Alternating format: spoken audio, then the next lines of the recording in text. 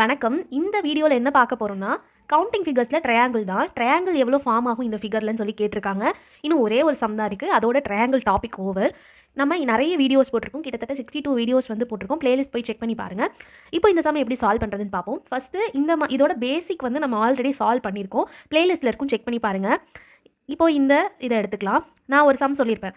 இது வந்து ரொம்ப யூனிக்கான சம். இதுக்கு ஆன்சர் வந்து 16 தான் வரும்னு அதை சால்வ் பண்ணியிருப்பேன். அந்த சம்மை போயிட்டு பாருங்க. இதுக்கு ஆன்சர் இந்த மாதிரி சம் ஒரே ஒரு சம் தான் வரும். இதுக்கு வந்து ஆன்சர் 16. இப்போ இந்த சம்மை எடுத்துக்கிட்டோம்னா இந்த ட்ரையாங்கிள் எப்படி இருக்குன்னா இப்படி இருக்கு.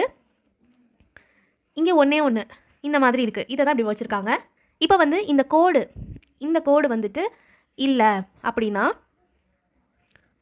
இங்கே ஒரு கோடு இருக்கா, இந்த கோடு இல்லைனா எப்படி ஆகும் அப்படின்றது தான் கேள்வி. இப்போ இந்த கோடை ரிமூவ் பண்ணிட்டோன்னா இந்த ஒரு ட்ரையாங்கிள் போயிடும், 2 ட்ரையாங்கிள் போயிடும், அதுக்கப்புறம் 3 ட்ரையாங்கிள் போயிடும், இது 4 ட்ரையாங்கிள்.